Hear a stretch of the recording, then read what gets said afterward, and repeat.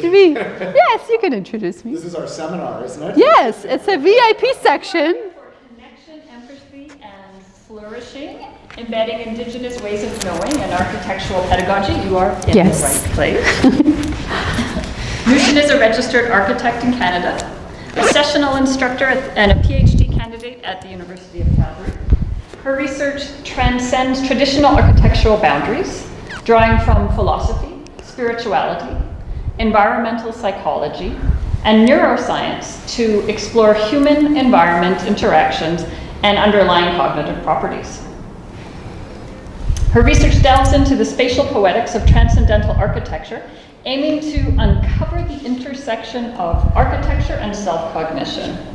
She aims to illuminate the connection between mind and heart, making the invisible visible and promoting eudaimonia, human flourishing. Welcome. Thank you, thank you. How much time do I have? It's a 1-hour session, right? Okay, so I'm probably going to do a 45-minute exercise, presentation, and then we'll leave 15 minutes. I really want to start talking and discussing. Even though we're a small group, I think it'll be really valuable to start sharing what we think. So we had some technological difficulties, so the session wasn't, okay, I'm not going to say anything. So before we start, where's the keyboard?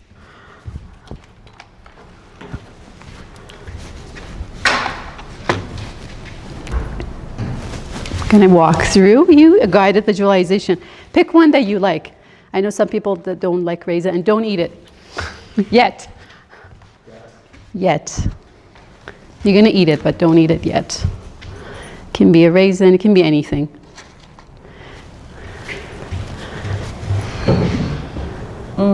Raisin, yeah. Put it in the center of your palm and start looking at it. Pay close attention to the details of whatever you have. If it's a raisin, if it's a nut, if it's an almond, whatever it is, just look at it very carefully. Bring it close, take it further.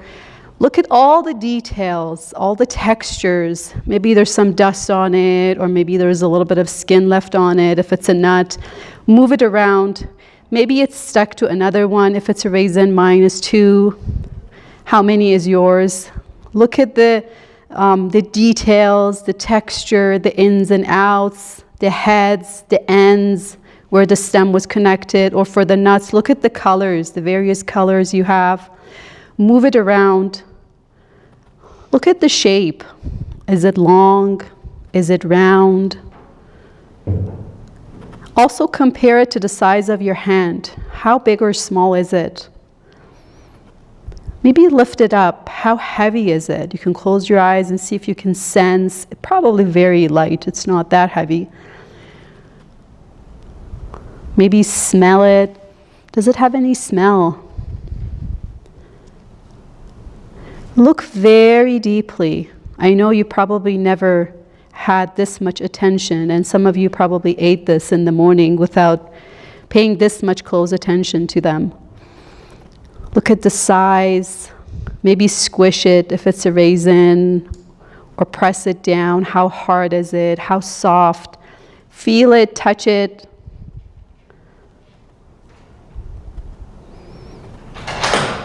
And then think about the root, where it came from, when it was planted, the journey that it went all through, where it was planted, we have no idea.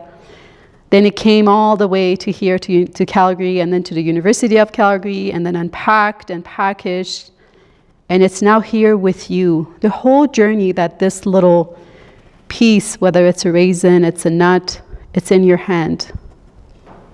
And now it's yours. How many people worked on it to flourish it, to achieve it, for this result? And now whenever you're ready, you can close your eyes and slowly put it in your mouth and try to slowly as possible, chew it with every single sense that you have. Move it around your tongue. Feel, is it sweet? Is it sour? If it's a nut, you're probably putting a lot of pressure to chew it, rather than if it's a raisin, it's probably softer. Feel if it's sour, if it's sweet, is it bitter? What senses are you feeling? Does it remind you of anything? Do you have any connection to raisins? In one class I did this and the lady was like, I don't want raisin, I hate raisins. There must have been a story or a history behind that hatred. But does it remind you of anything? And then you can open your eyes, you can swallow it, you can finish it. This is a great example of paying attention to simple things in our lives. I'm just going to put my timer so I don't go over. Paying attention to specific things we have in our lives. But I want you to now bring up your phone and go to the Mentimeter. I'm going to bring up the website. Oh. I don't think I have access. Maybe we'll skip the Mentimeter. Okay, maybe we'll skip the Mentimeter because this is going to give us difficulty. We'll move on. It would have been nice. I wanted, well, maybe we can just say it. What is your field of research? What do you do? Maybe we'll start with yourself. What background? Which faculty? I came from the faculty of social work here, graduated my master's a number of years ago. What is your interest, research area or topic or? I'm not really in research, yeah, not doing any of that. Something you like to do? But yeah, I don't know. What was the highlight of your program, or what's meaningful to you in your life, the work you do, or you want to explore? Clearly spirituality. That's wonderful. Yeah. I think just, with... You don't have to answer, yeah. That's good. I don't know. That's okay. This is really new to me. Yeah, this is completely fine. If it's raising, sparking ideas, just be there where you are. What about you, Simon? So I'm a professional spiritual care practitioner or a professional chaplain, work primarily in healthcare, but I also investigate spirituality and spiritual health in clinical settings. Particularly, how can we understand spirituality and spiritual health in a clinical sense? Do you want me to answer the question of how do I define flourishing as well? Or? Yeah, you can, and then you can think about it. Okay. Sure. So in my work, I define flourishing as possessing the capacity to live in fulsome conscious relationship with all that is. That's nice. And what aspects of built environment most impacts our well-being? You can think about it if you don't have an answer. Yeah, this hasn't been a question that I reflect upon a lot, although I have to say, so we just bought a new house, and our current house is in a persistent state of chaos at the moment, and that has really affected my sense of well-being. It's created a feeling of pressure, a feeling of discomfort, and a feeling of we got to get the hell out of here. So yeah, I can understand. Yeah. Okay. Well, thank you for sharing. Yeah. What about yourself? I feel like I'm in the right place. I didn't know this was a talk, and I'm happy it is. I'll let you know if I think moving to it. So Yes. I am a music teacher, and my field of study was music, and I'm very interested in psychology, but now I'm very interested in communication and how we communicate and understand each other. So I'm not currently studying those or working, but I have many interests, and everything comes down to social dynamics for me. So that's where I've been. That's where I've been in music, and I'd like to go more social fields. Creativity as well. How do I define flourishing? Becoming oneself in connection with others and bringing that into the world in a tangible way. What aspects of the built environment most impact my well-being or our well-being? Your well-being. I'm very affected by my environment. This is where I believe that the environment does impact how we feel, not just the internal. I believe strongly in connections. And so I'm affected by the looks of things, actually. I purposely make my home look as beautiful as it can because I feel like color impacts me as well. I'm impacted by sounds as well, so I don't like, I'll call it, I like to have, what do I say? I don't want to hear, like, you know, sirens can be discordant to me. So I am affected by my environment. And also the relationships around me or what I'm hearing impacts me as well. So Beautiful. I am quite impacted by my environment. Thank you. Yeah. What about yourself? I'm Julie. I am currently working as an artist.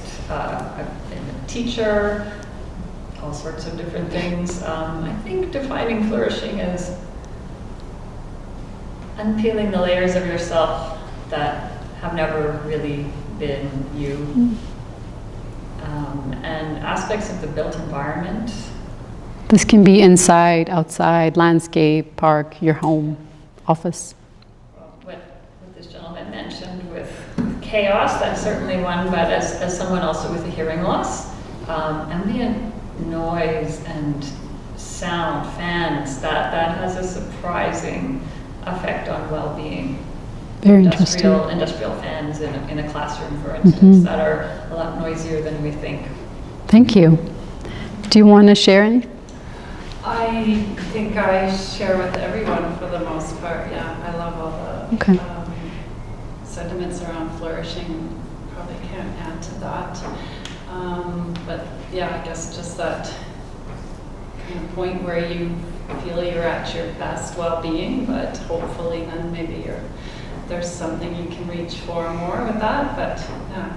And then the built environment, again, agreeing with everyone, I think there's those negative aspects of it that affect if we are reaching our flourishing points and that. So whether it's sound or light or a chaotic space kind of thing. So then it kind of reaches to the, like, I know when I'm doing stuff, like to make it more pleasant is, to add music to it. But I also, like the creative side and kind of like, if it feels and looks good to me, you're not tripping over stuff. So, yeah. Wonderful. Anything else you want to share? No, you're good? Okay. Oh, let's see.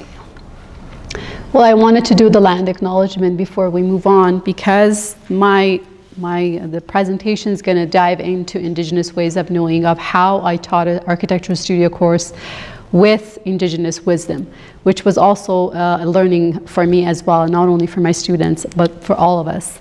But acknowledging that we are in the land, we are standing where others were standing before us. And this was a very important part of my course because we as architects, as designers, we build on land. Well, we build on Mars too, but understanding how architects and designers need to learn about the environment, need to learn about the land that they connect with and they build on, it's very important. So I acknowledge that we are on the land of Indigenous cultures. So I named the presentation Connection Flourishing because it's through connection that flourishing happens, to connection with myself and connection with others. And embedding the Indigenous wisdom. I'm going to, if you have a pen and pencil, or pen, pencil, and paper, we're going to go through an activity where I'm going to show you some photos, and I'm going to ask you to quickly write, very, very quickly. I don't want you to think, but instantly what comes to your mind when you see that photo. And I do apologize in advance if some of them might be very tiny bit harsh. They're not really, but I have to say this because of so many things that I've seen in my life. The main goal of the exercise is for you to look into yourself, to go within, to pay close attention to your inner feelings and emotions. By feelings, we can say it's happiness, sadness, it's a surprise, disgust, love, hope, soft, sharp, danger. So it can be a mix of feeling and emotion. So be open and what it comes, and allow your inner voice. I think today the presentation, the way I started it, was a really good base for this presentation, because I'm going to dive into a lot of things that both speakers and the Indigenous elders shared. Ready? So one word, how you feel. And it's going to be 3 seconds. I'm going to move really quickly.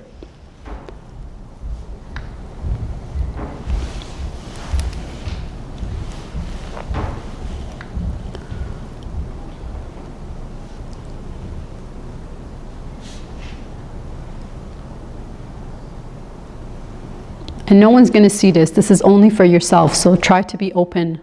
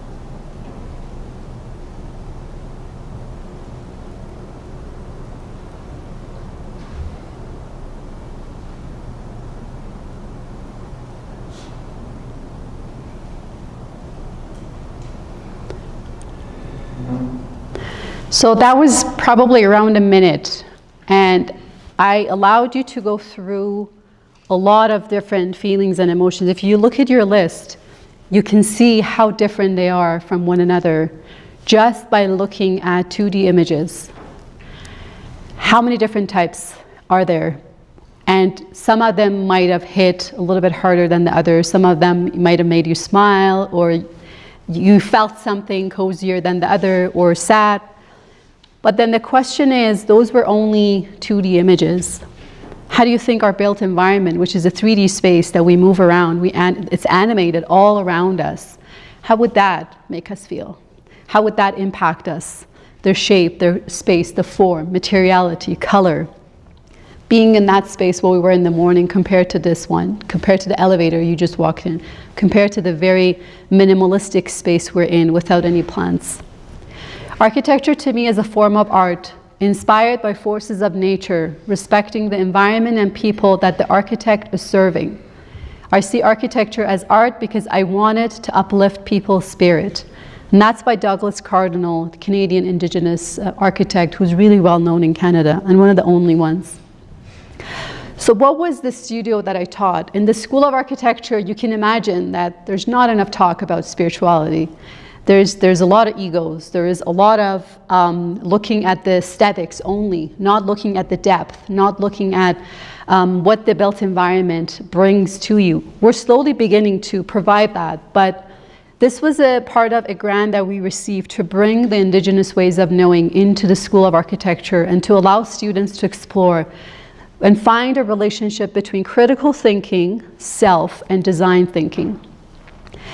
What was the whole idea was for the students to select a contemporary Indigenous visual artist who's based in Calgary or in Canada, and then design a studio house for them, art studio and a place of residency for them.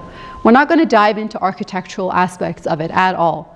I'm just going to touch and talk about what was important and what I learned from this studio and what my student learned and my approach. It was a very different approach that we did in the School of Architecture. The site is in Calgary. It's in the Riley Park, if you're familiar with Calgary. It's a beautiful park. It's an Indigenous land. And the students were designing a space for the artist who can come in and reside in that. But the first day of class, the way I started my class was that we got into a circle. We started sharing, which I hope we're going to do at the end. I'm going to move some of the tables. We're going to get into a circle. It does wonder because we start talking to one another rather than back to back, rather than somebody in the front. We always had this circle in the studio, and it was very different for my student. They're like, aren't we in architectural school? Like, what are you teaching us? We started sharing, telling our names, our background, because we have a variety of different nationalities, creating that sense, grounding everybody that you're accepted here in this school, in this class, feel free to share. And it's the changes that it did to my student was that they all became really close friends up to last week, where many of them graduated. And I asked them, what do you do when you're stressed? And that also allowed them to share something really valuable, something maybe at first they were not comfortable. I shared what I do when I'm stressed, and then they started sharing. And then we did a mindful walking. This is very close to our faculty, so this is where we are right now in the McKimmey Tower. And behind us in that section, that's where it is. We did a mindful walking where I asked them to put everything they have on the floor, and we just walked with our whole body, doing the sensory experience you just did with that raisin or nuts. We did it with our full body, walking, listening, looking, and just calming ourselves. What we did today, connecting with our inner spirit.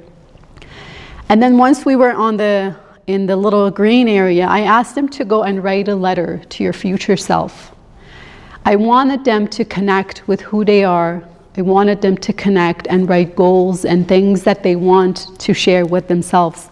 And I gave them the letter last week at the convocation after 3 years, the program, which was really exciting for them because they were not expecting it. I was like, remember the letter? And because they signed it and it was sealed, and I held it in my office for 3 years. And then I gave them at the convocation, and many of them came back and say, this was really inspiring because now I go back and read the letter and learn so much from how I changed through the journey. I wanted them to learn that the journey is much more important than the destination. That when you go through the journey, what you learn through the journey is really important.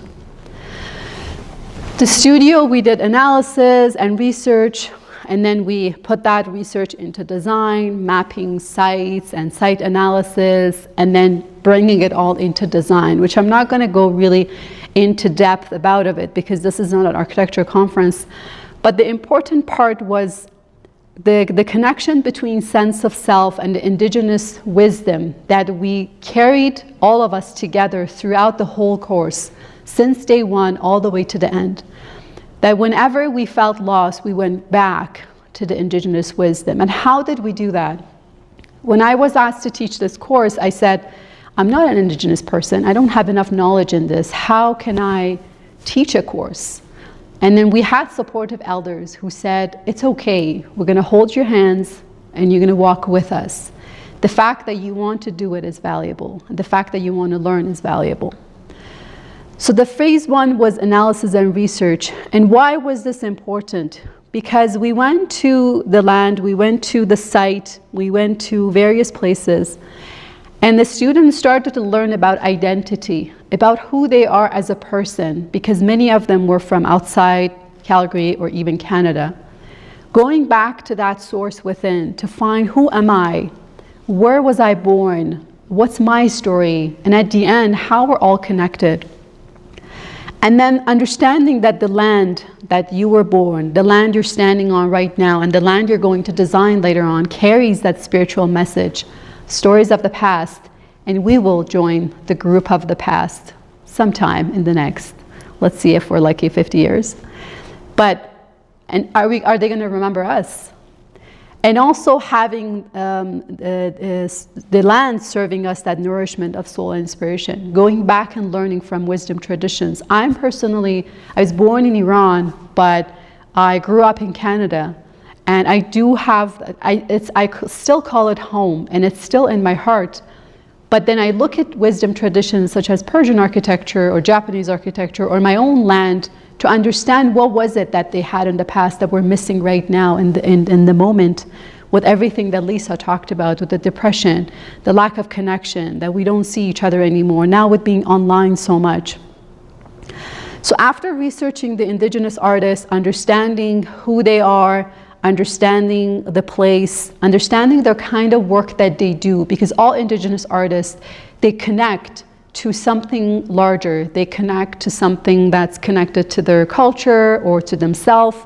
So I wanted the students to dive deep into that and select artists that they resonate with them mostly, to understand what they can get out of it. And then doing some design with it to design that studio. This is a really interesting project. It was an artwork called Game is Not a Game. And the text was written by an artist on all of the residential school blueprints. And it was presented in a gallery space. And almost everybody who walked into that space were impacted as soon as they found out it's on residential school floor plans. If I didn't tell you, it would have been just another artwork. But knowing the story behind it and the depth, it just adds another huge level of meaning of what this artwork is all about. Understanding different layers. Leonardo da Vinci says, learn how to see, realize that everything connects to everything. The amount of attention you paid to that raisin, that nuts, I don't know if you took it in this morning, you might have not even, you just took it and you put it in your mouth, you ate it. But paying attention to what we say, listening, deep listening, I think Lisa talked about it, and all our senses is really important and valuable. The Indigenous art, so the student paired up in groups and they started working and coming up with variety of different artworks, and it was open to them. There was no limit. They could have done collages, it just had to be on a poster size. They did variety of different understanding between the two, and most of them were a senior and a junior, or with different backgrounds. They paired up on their own, but the result was fascinating because variety of different things came out of it. The concept of peace that this student, they figured it out, and then they created this spiral with the wire that comes up and the bird. And these are recently graduated bachelor student who started their master program. So they're really fresh. They have no idea about design thinking, and none of them had an architectural background. And they're just here, and as soon as I told them, they were like, we're not artists. And I said, you don't have to be. Just do what you feel, what it comes to you. This group just collected all the leftover papers and materials that were in the studio and tried to reinvent and use what they already had in the studio rather than going and buying things. Going back to the idea of the regeneration, of using what we have in the ecosystem, the sustainability, the connection with the land, all those things, instead of going and buying new things.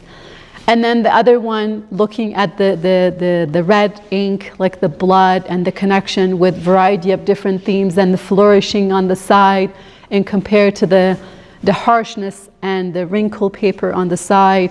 And then the other one, connection with oil and sands. I'm not going to go through each one of them, but I'm just going to show you the photo of the process of thinking of the students when they were going through each of these pieces and breathing in what they felt, connection with Indigenous culture, with Indigenous art. And this was just before them selecting an artist. This was just them trying to tell me what they feel about the connection and Indigenous cultures and the wisdoms, and what do they understand from that connection to the colonialism, to the architecture, built environment, and all of that.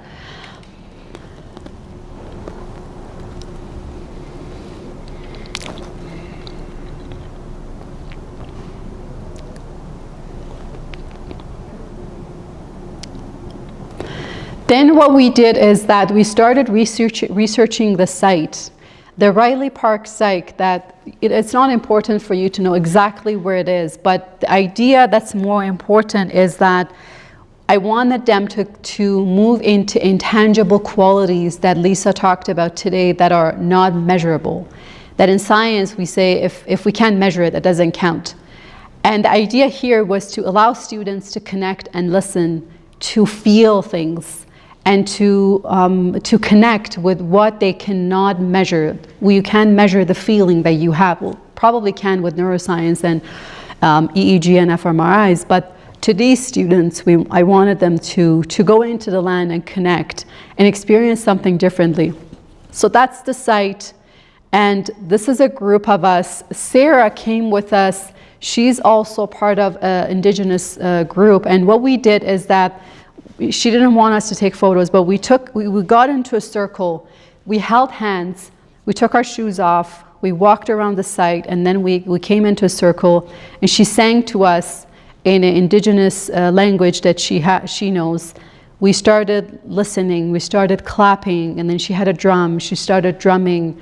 All of that came into connecting us with the environment. And the students were shocked. They're like, whoa, where are we? Isn't this an architecture school? Shouldn't we design buildings right now? So the questions that were sparking in their minds were really interesting because they were all really, they were doing different things. And this was really interesting for them. The other thing I did is that I used body as measure. So what that is that this is the entire site, and the only space that we wanted them to design the project was this. So what's important is that instead of asking them to take measuring tapes with them or cameras, I said no to any of that. And what we did, me and my mentor, Dr. Brian Sinclair, we used a method called body as measure, because in wisdom cultures and traditions, they didn't have measuring things. They used their body. So it's 2 strides, or you use your arm. I remember when I was a kid, when we were going to buy fabrics in Iran, they usually did this to measure it, or it was the full hand. So that's how I wanted them to measure the site, with their body moving in. Okay, how high is it? It's up to my waist, it's up to my shoulder. How many strides? How high? How low? All of that, which was very interesting because you could see them, they didn't know what to do. They're like, okay, how do I do this? They were trying to figure themselves out in an environment, which was really, really valuable. So programming in urban space. Here, the term landscape no longer refers to prospects of pastoral innocence, but rather invokes the function and matrix of connective tissues that organizes not only object and spaces, but also the dynamic process and events that moves through them. This is a landscape as active surface, structuring the condition for a new relationship and interactions among the things it supports. As such, the urban surface is dynamic and responsive. Like a catalytic emulsion, the surface literally unfolds events in time. Yes, it's probably a heavy quote, but what I want you to get out of this is that the idea for the studio was to move beyond what architecture is, beyond the tangible things that students usually go, do analysis, take photos, okay, there's a tree, there's 2 trees, let's do this, done, done, done, and move. The idea was for them to see things that were not usually collected as a data. So exploration of overall site, careful investigation of landscape, all of that. The relation, and the other thing I wanted them to understand is that find relationship between things. How people move in space. Where do people stop and talk to one another? What about movement? What about sounds? There was a construction site, so there was a lot of sound coming in. If there is a sound of water, where does the water come from? What's underneath the ground that we can't see? Can we feel any of it? This was mapping with the body as measure. Again, longer distances were measured in strides, shorter by length of the arm. And then understanding the place, now understanding all of that they collected in their sheets of, and also exploration inside. Now I wanted them to put those in clay model and explore their observations, both subtractive and additive. So using the clay models to take out, but to show their feeling, because clay is really moldable. In order to understand, inhabit, and evaluate a space, it is crucial to recognize its temporal aspect. Space does not simply exist in time, it is of time. The actions of its users continually recreate structures. So the outcome was these diagrams that the students started to use to show the data that they collected. So this was actually, these are harsh sounds because there was a construction happening on this side. And then there's a road on that side. This is all greenery space. So based on their own data, this is not supposed to be understandable to anyone, but it's just the graphics that came out of it. And then later on, that student translated it into a clay model. The idea that working with our hands, the idea of seeing, feeling something, and then turning it into an artwork, whether it's good or bad. Another one was peaceful moments versus light moments versus darker moments, shadow versus light, and spots that people stopped more. And then it turned into something like this, which again, it wasn't about the outcome of what they ended up with. It was in the process of seeing them quietly sitting down with molding the clay and figuring out, how do I put this into something valuable? This was the movement of the birds. So I encouraged the student to go at the site at various times of a day to just look and just sit. So they went in the morning, they went in the afternoon, and at night. And again, they're not perfect, they're approximate, but still sitting down and looking where the birds are coming, where are they going, the movement, understanding, feeling, things that are not measurable, connection with the Indigenous, and with the weaving, with the grass. This was another one, understanding sound, movement. There was a helicopter moving around constantly because I don't know, something was going on at that time when we were there. So each one of the projects ended up being something interesting and valuable. And for the student to know that it doesn't matter what the process was or what the outcome was, it's their understanding of how it comes into form. And that was really valuable to them. Just going to go through various ones, movements of birds, people walking. The crack was intentional. She cracked it intentionally to show that that was the past, this is the present. There is this differentiation between the cultures and the generations.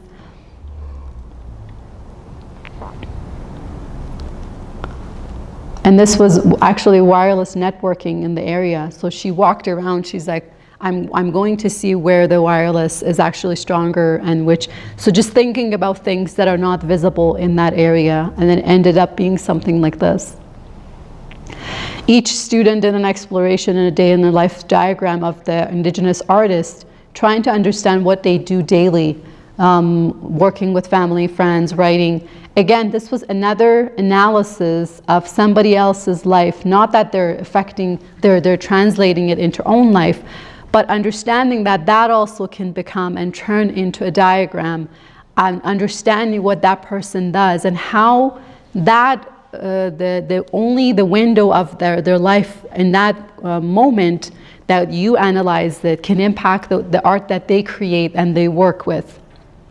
So studio work, meeting, museum visiting, teachings, music classes, course, exhibitions that they do. Each one of them, again, these were all exercises trying to pull out things from the intuition of the students, something that they were not comfortable doing, stepping out of the box.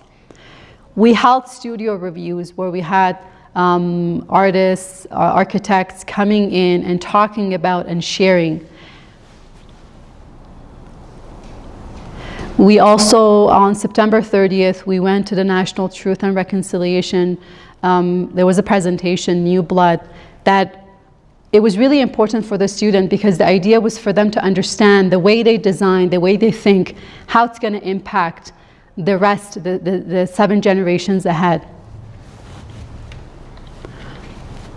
We did some on-site exploration of buildings. We went to Blackfoot Crossing, historical park, again, looking at the land, connecting with the land, understanding that deep wisdom that's within us, that's from the past, from the culture that comes, and how can we inject that into the work that we do. We all shall know that diversity makes for a rich tapestry, and we must understand that all the threads of tapestry are equal in value, no matter what their color.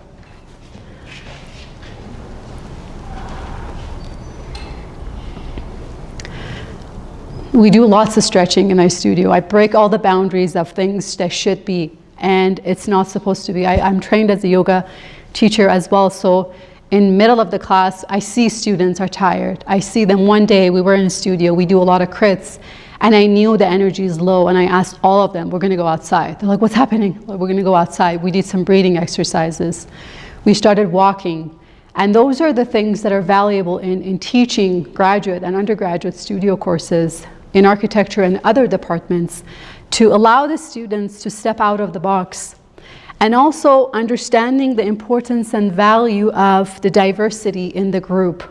So I had Nafisa, who is a single mother whose husband passed away from heart attack a couple of years ago before this session, and she has teenagers, and English is a second language, and she was an architect in her country, and now she wants to do it, versus Pauline, who's Canadian, single, living with her parents. Completely different scenarios. Not that each one of them is bad or good, but them working alongside one another and understanding that they're not being compared to one another, but they're being compared to who they were in the last session and who they are in this session. And that was really comforting for them. And that was a decision I made, that I told them at the beginning of the course, that you're going to be evaluated based on how you achieved, how you did in the course, not comparison to others, because you all hold unique values. We did a scavenger hunts for them to figure out around the faculty in what presentation, the order they do their final presentation. So some things that are fun, things that are stepping them beyond the boundary of coming to class, learn something, and then leave. We also had an Indigenous student among us who won actually a scholarship, and it was, again, creating that moment of all the students coming together, not directly talking about spirituality, but most importantly talking about the oneness and unity that we all have within each one of us. And then we had a studio exhibition of showcasing their work. And again, I'm going through this really quickly because I want to leave time for discussion to talk about or ask questions. Alone we go faster, but together we go further. And the journey continues, because in the end, it is the path that we walk together, not just a destination, that shapes who we become. And I want to thank Sandra Suter, who was the Indigenous leader who led us through this whole project, and my supervisor and mentor, Dr. Brian Sinclair, for their support. And this was the circle that we did for prayer at the end of the course before they all leave. Thank you. That's a font error, not mine. It's for the computer here. But that's it. Thank you so much for listening. And I hope this was inspired or sparked some things in the way we educate our students here at the university or in the primary schools, that we can step a little bit beyond and out of the box of the way we think. Thank you.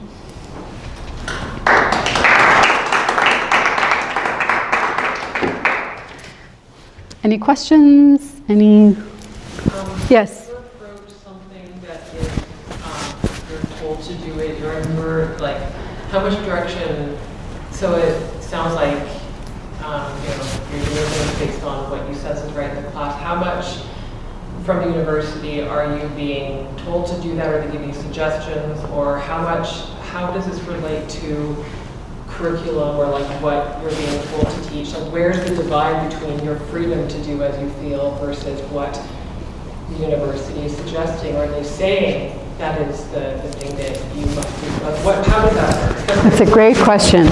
Because number one thing is that after so many years, still it's not normal to teach an Indigenous course in an architectural faculty. It's weird. So I was given zero direction on how to do it because they didn't want me to do it. They didn't want me and supervisor to do it. So we pushed and say, we have this grant, we want to do it. So it was all up to us on how we wanted to do it, how to run it. But I had to go off of the curriculum of the studio requirements with saying, okay, there's a analysis in the beginning, and then design development, and then the final outcome. But that was it. Student has to go to the site to do the site analysis, but it didn't tell me how. So I was like, take your shoes off, we're walking on grass. So I went through off the very high level of, okay, this is for an architectural studio, we need to follow this. But assignments, the way I did it, the talks that I gave, exercises, everything was based on, first of all, I set some of them in my curriculum, but when I arrive in each class, it changes. because I'm arriving in a class and I see the mood of the students. They're tired, they don't want to listen.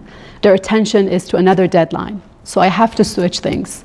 I have to ask them, let's walk out of the studio, leave everything behind, and then change my timeline. I know what I'm going to do for that day, but I had to listen to myself as a person to see what needs to be done to, yes, make the requirements of the course, but not to the level, how do I say this?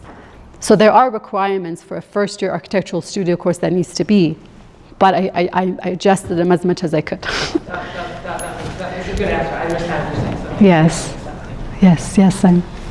The thing I love about this is just the deep sense of relationality that's built into every aspect of what you did.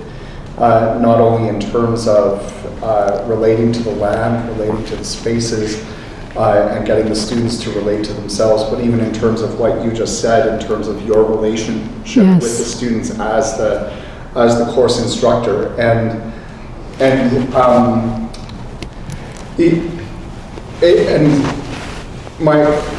I say this not as someone who has very little contact with architecture or architects, but it makes me wonder how the types of projects might change due to, or the visions for the projects might change due to that sense of relationality. And I also wonder how that different kind of ethos that was built into the development of the projects points a direction toward where architecture as a profession might be heading. Yes, that's a very good comment, and something that I've been thinking about for a long time, because I see, well, number one thing is that there is a huge mental health issue for architecture students because they work late at night, because they're stressing out over deadlines. So they don't have time to connect. They don't have time to stop and see how you feel, or the instructor doesn't have the time. So I went through the same program many years ago, and I told myself, if I'm going to go back in that faculty, I'm going to start making changes. I'm not going to do the same that I went through, because it was not good. A lot of people left. We had a person who quit. So I think starting with, yes, the projects can definitely change, and based on who's going to teach that course, the level of engagement will definitely change, right?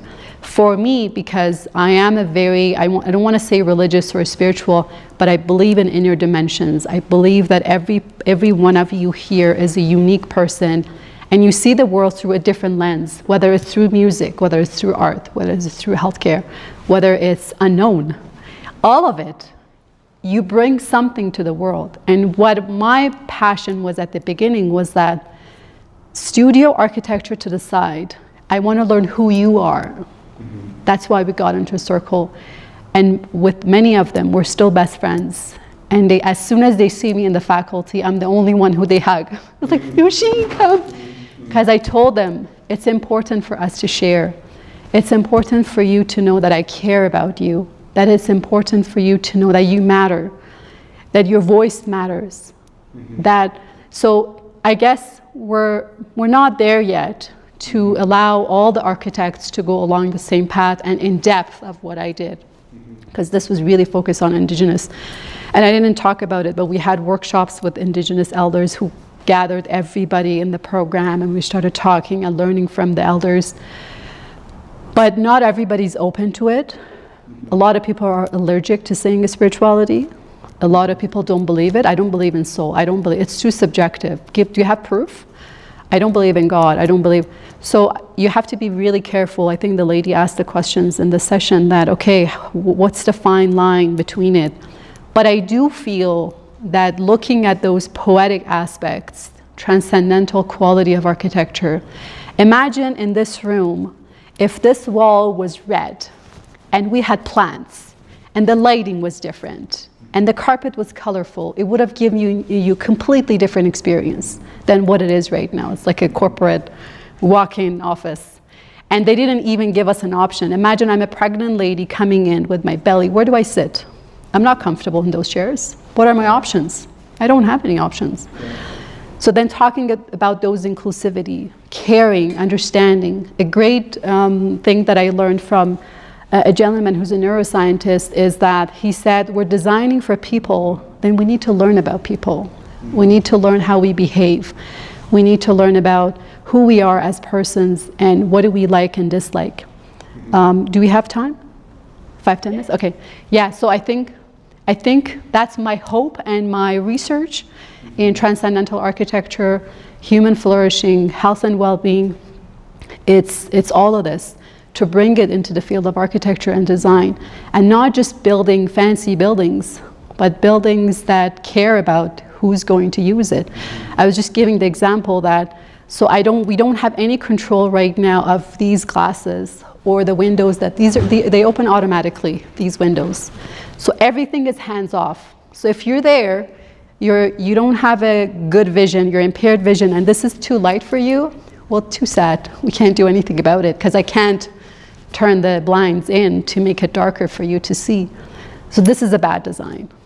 The idea of not caring and not understanding who's coming into this room, and questioning, asking why. So I'm constantly told my student, ask why. Why are you doing this? Who are you designing for?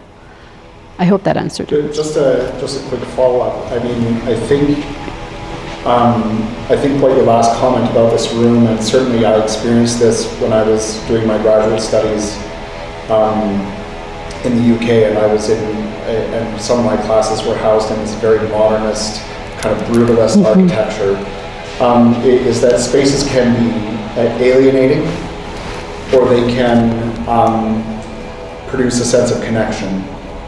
Yes. Between people in the room, between the space itself. And what I hear you saying is that by building that sense of connection and relationship into the design process from the get-go, yes, by nurturing and cultivating this dynamic between the students and the people that they were serving through the design project, the hope is that the space that you created would have been more conducive to enhancing the relationships that the artists share. Exactly, and human-centered, right? So imagine these architects later on, they're going to start working.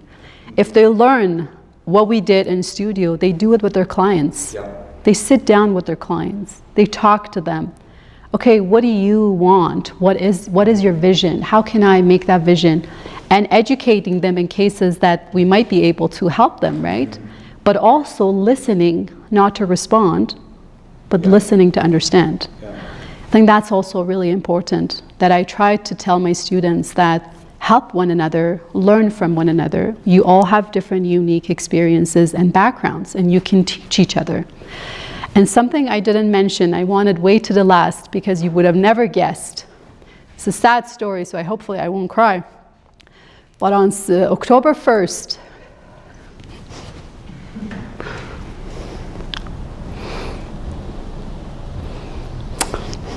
I told myself not to cry.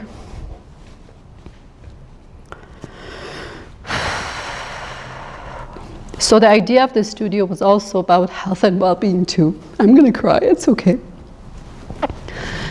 And on October 1st, my younger brother ended his life. And he went into coma for 7 days.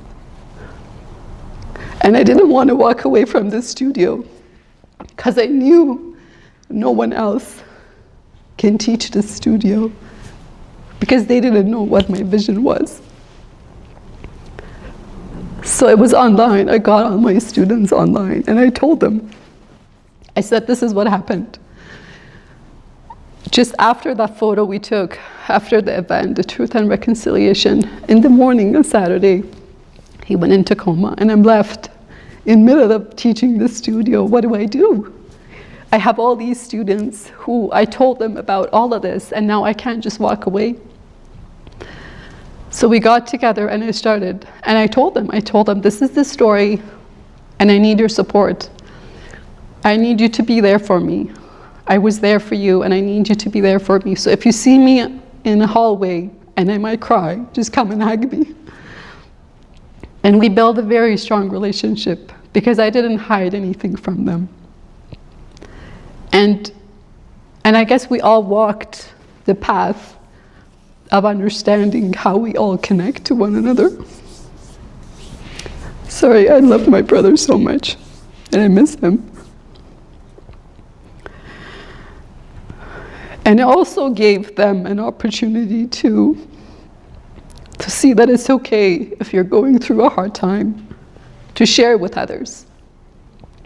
I wanted them to see that if there's anything you're facing right now, come and talk to me, or talk to your parents, or talk to someone.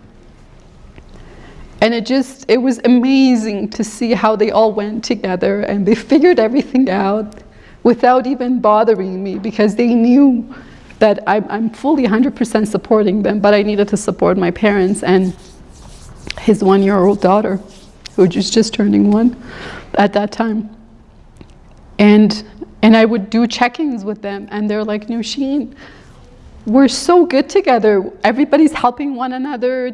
At that first day when we created that circle of trust and sharing, I think that was the beautiful moment where they all started to connect to one another from heart to heart, not just on a level that this is another studio course, we're just gonna get a mark and we leave. So I wanted to share that at the end, because through the whole presentation you would have never guessed. But there's always deeper meanings into how we feel, how do we share things with each other. And that's what it is with what I've learned through the Indigenous ways of knowing and through my own tradition in Persia, that going back to those roots and those human touches and humanistic aspects of quality, whether it's architecture, whether it's art, whatever it is, it just connects us to another level. But anyway, thank you, and I do apologize. It's from the heart, so. But thank you for listening. Thank you, Nusha. Thank you.